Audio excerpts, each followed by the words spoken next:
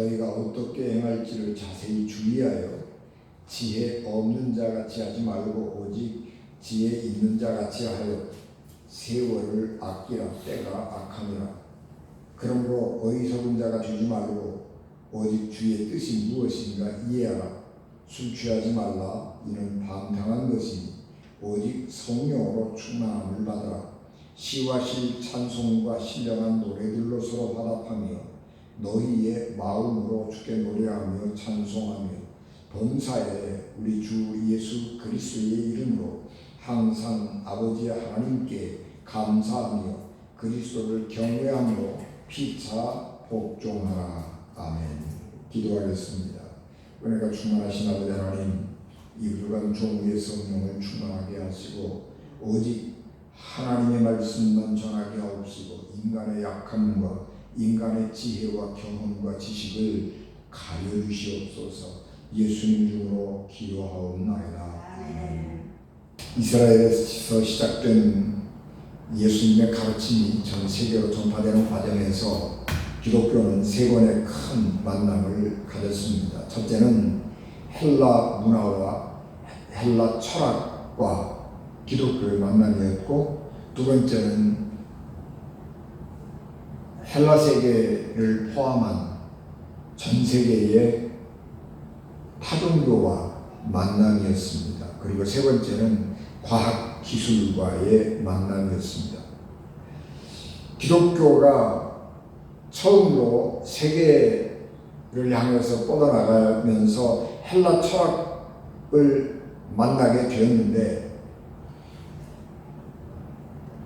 기독교는 헬라 철학과의 만남을 통해서 신학이라고 하는 독특한 학문을 형성했습니다. 그래서 기독교가 이론적으로 논리적으로 자기의 예수 그리스도를 만난 경험을 이해할 수 있게 되었고, 다른 사람들에게 예수 그리스도와의 만남, 하나님에 대한 믿음을 논리적으로 설명하고 설득할 수 있게 되었습니다. 그래서 기독교는 가장 고차원적인 종교가 되었고, 기독교는 이성을 배척하지 않고 이성을 포용하면서 합리적인, 그러면서도 세속적이지 않은 아주 고상한 하나님이 원하시는 종교를 만들어 간 것입니다.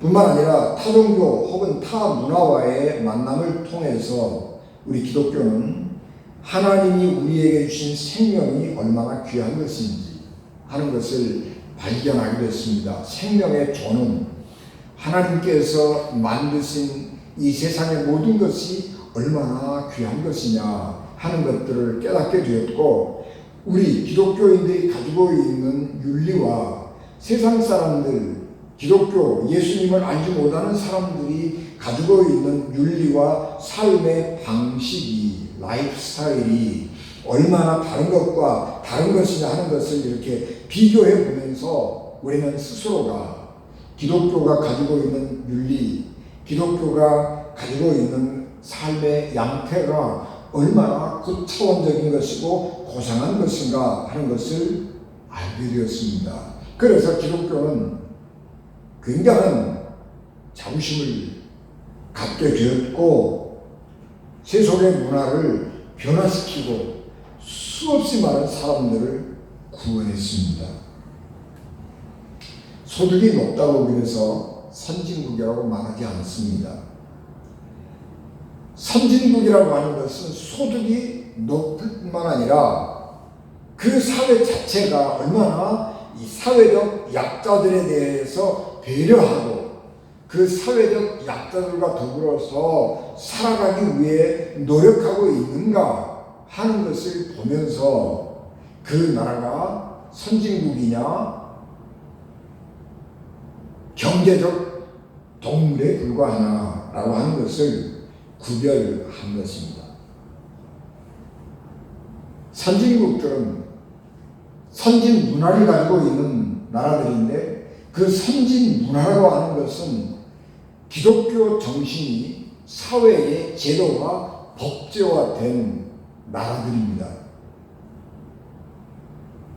서양 문화 곳곳에는 그렇기 때문에 기독교 정신이 들어가 있고 서양의 법과 제도 속에는 기독교적인 정신이 들어가 있습니다. 우리가 이제 경제적으로 많이 향상되면서 지향하는 복지사회, 복지국가라고 하는 개념도 기독교에서부터 출발하는 것입니다. 그래서 이 복지라고 하는 말은 성경을 빼버리고 기독교를 제외해버리고는 이해할 수가 없는 것이죠. 요즘에 능력주의, 공정 이런 얘기들 나오는데 이런 것들을 능력주의라고 하는 것은 자유를 부르짖는 것은 이 절대로 약자들을 배려하는 그런 정신이 없는 것이지요. 그래서 능력 있는 사람은 충분히 그만한 것을 가질 수 있는 자격이 있다고 생각을 하는 것이고 사회적 약자는 능력이 없는 사람들이기 때문에 그렇게 살아야 한다고 생각을 하게 되는 것이죠. 지난번에 대통령 예비 후보가 가난한 사람들은 싼 거 건강에 먹고 죽지 않으면 싼 것 먹어도 된다. 그렇게 말하는 것은 참 국민소득이 100불, 200불 되어서 펄벗고 굶주리던 시절에 혹시 맞을지 몰라요. 그것도 안 되지만 혹시 그 시대에는 맞을지 모르지만은 대한민국 같이 선진된 나라에서 그런 생각을 가지고 있다고 하는 것은 천박하기 짝이 없는 것이고 이 나라 대통령이 될 만한 자격이 없는 사람인 것입니다.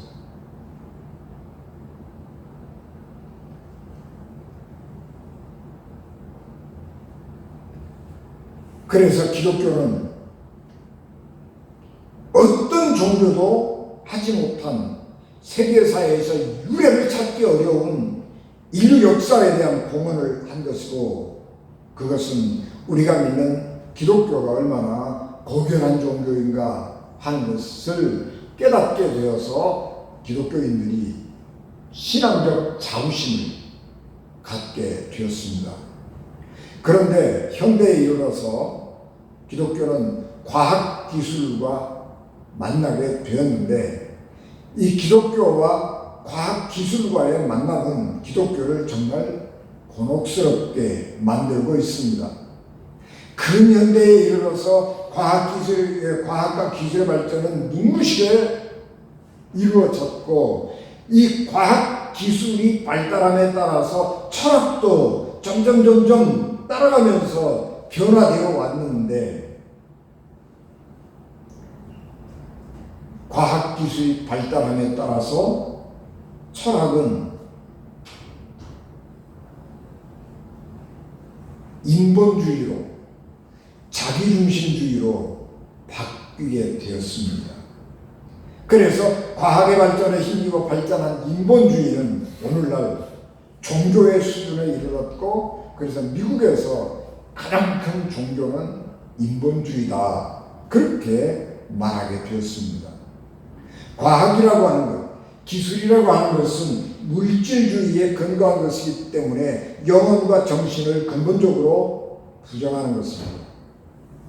인간의 정신이라고 하는 것은 물질적 활동의 결과이기 때문에 근본적인 것이 되지 못한다 라고 생각을 하는 것이고 그러므로 인간도 생각적 존재에 불과한 것입니다. 그래서 인간을 접근할 때에 생각적인 입장을 가지고 접근을 하고 기계론적 입장을 가지고 접근을 했습니다. 그래서 기술이 발달하고 의술이 발달해서 우리의 이 평균 수명이 굉장히 늘어나게 된 것은 부인할 수 없는 사실입니다. 그러나 문제는 이런 생각적으로 인간을 접근함으로 해서 동물을 인간의 수준으로 격상시키고 인간은 동물의 수준으로 격화시키는 잘못을 범하게 된 것입니다. 그래서 생명경식 풍조가 우리 사회 안에 만연하게 된 것입니다. 그래서 하나님의 위대함보다는 인간의 위대함을 찬양하는 근본 인본주의가 기독교를 허물어뜨리기 위해서 세찬 공격을 계속하고 있습니다. 종교가 되어가고 있는 인본주의와 과학주의의 도전에 대하여 교회는 하나님의 능력으로 과거에 그랬던 것처럼 잘 극복해 낼 것이라고 믿지만, 지금 우리가 당면하고 있는 현실은 교회가 이 과학주의와 물질주의의 공격에 대해서 적절하게 잘 대응하고 있지 못하다는 생각을 하게 되고, 그래서 교회가 여러 가지 어려움을 당하고 있습니다. 이스라엘 백성들이 애굽에서 탈출한 후에 가나안 땅에 들어갔을 때 이런 혼란을 경험했습니다. 하나님의 백성은, 이스라엘 백성이 가나안 땅에 들어갔을 때에 주변에 이스라엘 백성들보다 훨씬 더 많은 가나안 땅의 원주민들이 살아가고 있는 삶의 모습이 너무 흥미진진하고 우리의 육체의 욕망에 딱 맞는 것이어서 너무 큰 유혹으로 다가오게 된 것입니다. 그런데 그들이 살아가고 있는 삶의 모습은 너무 세속적이고 너무 물질적이어서 희망이라고는 찾아볼 수가 없는 상황이었습니다. 그래서 모세는 율법을 이스라엘 백성들에게 줄 때에 하지 말라고 하는 금지 규정을 많이 주었습니다. 왜냐 그러면 주변의 사람들이 그렇게 살아가고 있기 때문에 너희들은 그런 것을 따라가면 안 된다, 그렇게 하면 안 된다, 그렇게 하면 망할 수밖에 없다, 그렇게 하면 죽을 수밖에 없다, 그런 경고성 차원의 말씀들을 많이 할 수밖에 없기 때문에 금지의 목록이 율법에는 많은 것입니다. 세속적이고 육체적 영광을 충족시키기에 급급한 문화로부터 우리의 고결한 하나님의 문화가 오염되어서는 안 되기 때문입니다. 사도 바울이 복음을 들고 헬라 세계로 갔을 때도 이스라엘이 가나안 땅에 들어갔을 때와 비슷한 경험을 했습니다. 예수 그리스도의 십자가의 죽음과 부활을 경험하지 못한 채 신앙생활을 하고 있던 유대인들이 제일 먼저 강력하게 거부하고 반항했습니다. 그리고 타종교에 근거한 타문화, 그리고 그에 따른 삶이 기독교적인 삶과 가치관에 대해서 충돌하고 극렬하게 도전해 오기 시작했습니다. 그러므로 사도 바울도 이런 세속의 욕망에 부합한, 그래서 어쩌면 우리에게 달콤하게 느껴질 수밖에 없는 이런 사회적인, 문화적인 이런 것들이 우리의 삶을 오염시키지 않도록 하기 위해서 금지 목록을 많이 세웠습니다. 그래서 사도 바울은 세상의 문화를 분석하고, 그리고 거기에 대해서 저항하고, 그리고 새롭게 기독교의 문화를 창조해가고 만들어가는 일을 먼저 하게 된 것입니다. 그래서 예배석 교회 성도들에게 세상 사람들의 삶은 거짓된 것이고 어둠에 속한 것이고 교만하기 짝이 없는 삶이다 라고 다 규정하면서 그리스도인들은 거짓을 버리고 그리스도 안에 있는 진리를 취하는 삶을 살아야 하고, 어둠을 버리고 그리스도로부터 나오는 빛 가운데 살아야 된다, 그렇게 말씀을 하면서 오늘 우리가 봉독한 본문 말씀에 이르면 세상 사람들의 삶을 내가 가만히 보니까 어리석게 살아가고 있다. 그러므로 우리 그리스도인들은 세상 사람들이 살아가고 있는, 에베소 사람들이 살아가고 있는 이 어리석은 삶을 버리고 성령이 주는 지혜를 따라 살아야 한다, 그렇게 요청하는 것입니다. 왜 사람들이 어리석게 살아가느냐 그러면 지혜가 없기 때문이죠. 지혜가 없는 사람들의 삶은 필연적으로 두 가지의 결과를 가져오는데, 첫 번째는 시간을 낭비하는 것이고 인생을 허비하는 삶을 사는 것이고, 두 번째는 방탕한 삶을 살게 되는 것입니다. 어리석은 사람은 지혜가 없는 사람인데, 지혜 없는 사람의 특징은 시간을 허비하는 것입니다. 지혜 있는 사람의 특징은 시간을 아끼는 것입니다. 시간을 아낀다라고 하는 말은 시간을 잘 사용한다라고 하는 의미인데, 시간을 잘 사용한다라고 하는 것은 내가 꼭 필요한 일, 내가 해야 할 중요한 일에 집중하는 삶을 산다 하는 것입니다. 사람의 능력에는 한계가 있고 시간과 공간의 제약을 갖기 때문에 한 사람은 한 번에 한 가지 일만 할 수밖에 없습니다. 그래서 사람은요, 한꺼번에 여러 가지 일을 하려고 그러면 이 정신이 분산되기 때문에 모든 일을 다 잘하지 못하게 되는 결과를 가져오게 되는 것입니다. 그래서 시간을 잘 사용을 하려고 그러면 가장 중요한 것, 내가 제일 먼저 해야 될 것에 우선순위를 정하고 몇 가지 일에, 내가 할 수 있는 일에, 내가 가장 중요하다고 생각하는 일에 집중하는 삶을 사는 사람이 지혜 있는 사람인 것입니다. 우리가 좋아하는 삼국지 연의를 읽어보면, 삼국지라고 그러죠. 삼국지를 읽어보면 유비가 손권의 여동생과 결혼을 하기 위해서 오나라로 갈 때에 유비를 조자룡 장군이 수행을 합니다. 그럴 때에 이 유비의 제일 가는 책사였던 제갈량이 조자룡에게 비단주머니 3개를 주면서 난관에 부딪힐 때마다 하나씩 열어보아라, 그렇게 지시를 합니다. 그래서 정말 조자룡이 제갈공명이 준 비단주머니 3개를 가지고 가서 위기를 당할 때마다 그 어려움들을 잘 극복했다라고 하는 것이고, 이 말을 제갈량의 금난묘계라 그렇게 말을 합니다. 이것은 제갈량이 얼마나 탁월한 능력을 가지고 있는가 하는 것을 보여주는 일이기도 하지만은, 동시에 제갈량은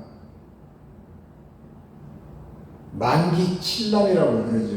모든 것을 자기가 하지 않으면 안 된다고 생각을 한 사람이었기 때문에 그는 자기 자신을 너무 혹사하고 너무 과로시켰습니다. 그래서 삼국 통일의 대역을 이루지 못하고 젊은 나이에 전쟁터에서 일찍 세상을 떠나고 말았습니다.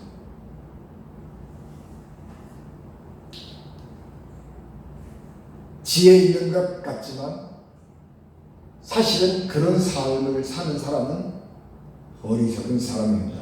그래서 사도 바울은 악한 때에 시간을 아끼는 삶을 살아야 한다 라고 말하면서, 시간을 아낀다라고 하는 말은 지혜롭게 산다고 하는 뜻인데, 어떻게 하면 시간을 아끼는 지혜로운 삶을 살 수 있느냐라고 하는 질문에 대해서 그것은 하나님의 뜻을 이해하면 된다라고 말씀합니다.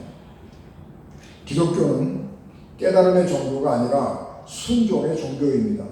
하나님의 말씀이 처음에는 선뜻 이해가 되지 않지만 하나님을 신뢰하는 마음으로 하나님의 말씀에 순종해서 실천해 보는 것입니다.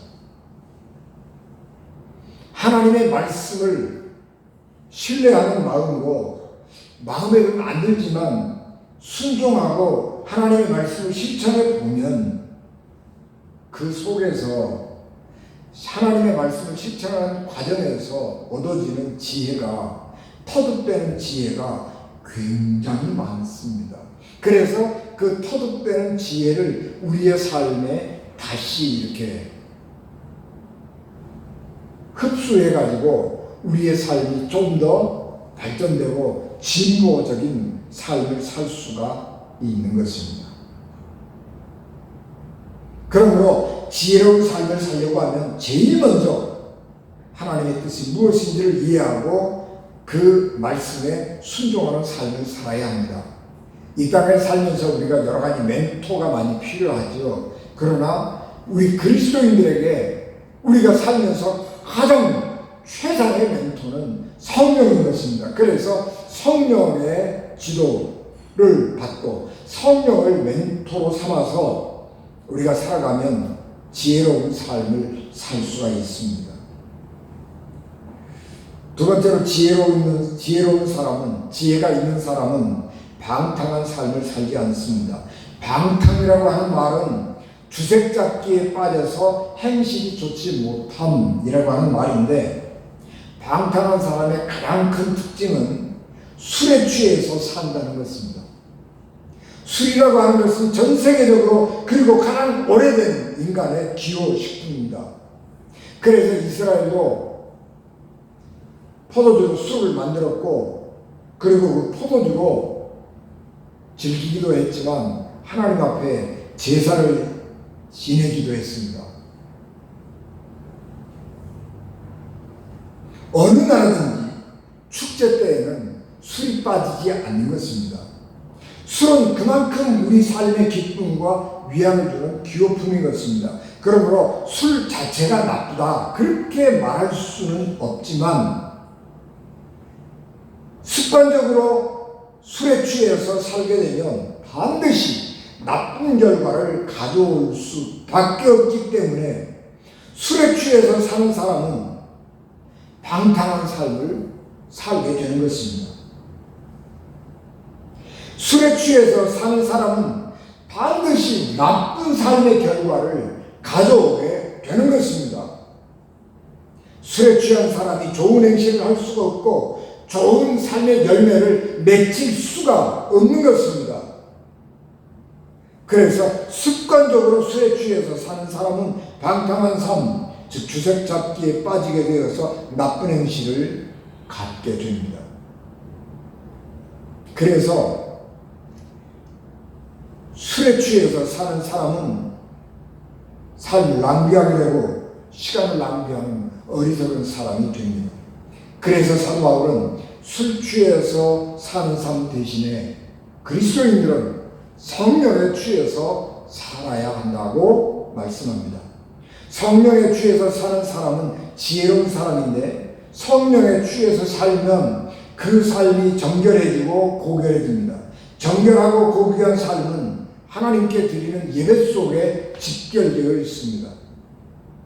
예배에서 사용하는 노래와 세상에서 즐거움으로 부르는 노래는 전적으로 다르고 품격이 다르고 격이 다른 것입니다. 세상의 노래는 육체의 욕망과 세상의 즐거움을 노래하지만, 예배 시간에 부르는 노래는 신령한 것으로서 하나님을 영화롭게 하고 우리의 영혼의 안식과 만족을 위해서 부르는 노래입니다. 그래서 찬송은 우리의 영혼에 깊은 울림이 있고, 찬송을 많이 부르면 우리의 영혼이 맑아집니다. 뿐만 아니라 예배 시간에 사용하는 언어는 고상하고 정결한 언어입니다. 서로를 향해서 상한 감정을 쏟아내는 것이 아니라 예배 시간에 사용하는 언어는 하나님을 향한 것이기에 정성을 다해서 고결한 언어를 선택하고 정제된 언어를 사용합니다. 그래서 예배를 드리는 사람의 말과 노래는 고결하고 맑은 것입니다. 이런 언어를 사용해서 노래를 하는 사람은 자신의 삶을 하나님 앞으로 들어올려서 하나님을 영화롭게 하고 자기의 삶을 높은 곳에 두는 지혜로운 사람입니다. 사도 바울이 그리스도인의 삶의 특징을 말하면서 그리스도인들의 삶은 지혜로워야 된다라고 하면서 동시에 상호 존경과 복종의 삶을 살아야 한다. 그렇게 말씀합니다. 상호 존경과 상호 복종이라고 하는 말은 조금 우리가 좀 이해가 안 되는 것이죠. 복종이라고 하는 것은 어떤 사람이 일방적으로 힘을 가지고 다른 사람을 짓눌러서 자기 말을 따르게 하려는 것, 그것이 권력이고 그걸 그렇게 복종이잖아. 그런데 상호 복종한다 라고 하는 것은 이해가, 세상적인 개념으로는 이해가 안 되는 것입니다.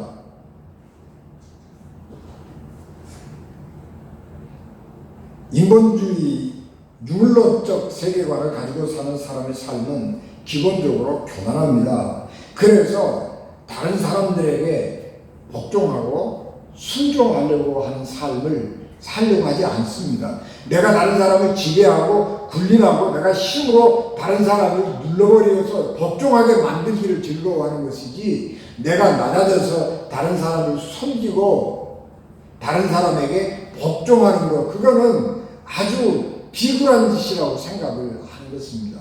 그런데 사도 바울은 그리스도인들의 삶이라고 하는 것은 그런 교만한 삶이 아니라 서로가 서로를 존경하고 서로가 서로에게 복종하는 삶을 사는 것이라고 말씀합니다. 그러면서 부부관계의 예를 들었습니다. 당시 고대 세계에서 아내가 남편에게 복종하는 것은 당연한 것이었습니다. 그런데 사도 바울은 교회와 그리스도의 관계를 유비 삼아서 남편과 아내의 관계도 그러해야 된다, 그렇게 설명을 했습니다. 그리스도는 교회의 머리이고 교회는 그리스도의 몸입니다. 그래서 그리스도와 교회는 불가분의 관계입니다. 그리스도와 교회가 분리돼서는 서로가 존립할 수가 없는 것이죠.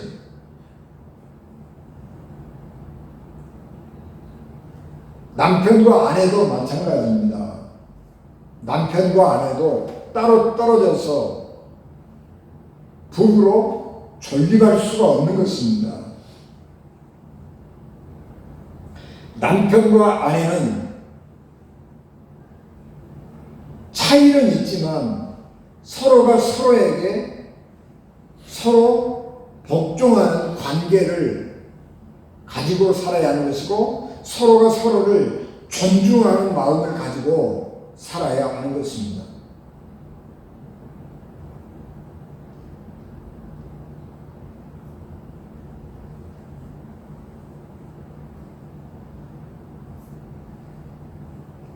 복종한다라고 하는 말은 종이 된다는 말과 다른 것입니다.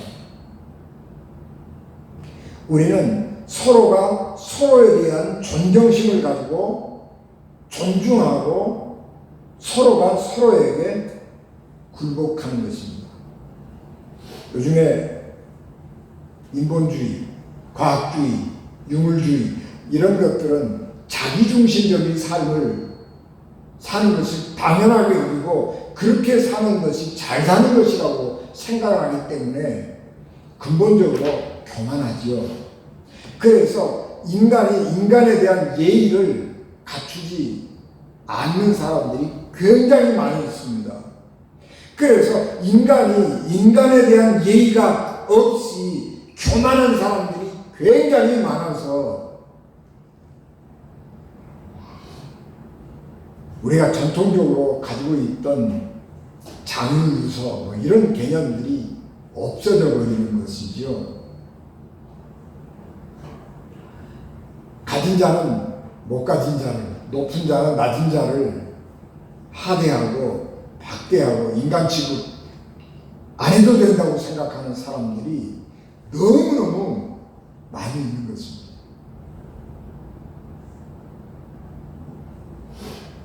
어떤 기자가 재벌 회장님한테 물어봤습니다. 회장님도 요구르트를 드실 때 요구르트 뚜껑에 붙어있는 그 요구르트를 혓바닥으로 핥아서 드시나요? 그러고 물어봤더니 예, 나도 그렇게 요구르트 뚜껑에 있는 그 묻은 요구르트 핥아먹습니다. 그렇게 대답했어요. 그리고 사람들이 그 이야기를 들으면서 아, 재벌 회장님들도 우리하고 똑같은 인간이구나 그런 생각을 하면서 굉장히 즐거움을 느꼈다고 그러죠. 우리가 누구에게인가 인간 대접을 받는다고 하는 것, 우리를 막 하대하고 무시할 것 같은 그 사람에게서 어떤 인간다운 면을 발견할 때 우리가 굉장히 즐거운 거예요. 우리가 나를 무시해도 좋을 것이라고 생각한 사람에게서 인간적인 대접을 받으면 우리는 굉장히 기분 좋고 아, 내가 정말 인간이구나 그런 생각을 하면서 자부심을 느끼게 되는 거예요. 근데 요즘 우리 사회는 너무 인간이 서로에게 인간에 대한 예의가 없는 교만한 경우를 너무 많이 보게 되는 것이고, 그래서 어떤 때는 사람들이 싫어지는 경우도 있게 됩니다.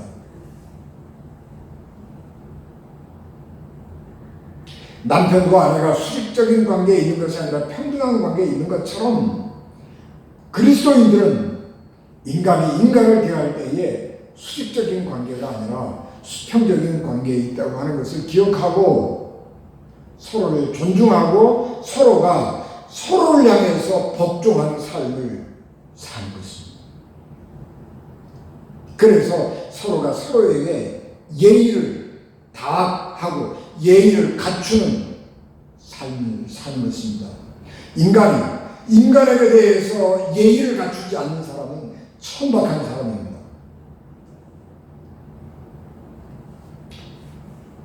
인간이 인간에 대한 존경심이 없이 예의를 갖추지 않는 사람은 지혜 없는 사람이고 교만한 사람이고 세상의 풍조를 따라 살아가는 희망 없고 생명 없는 삶을 살아가는 모습입니다.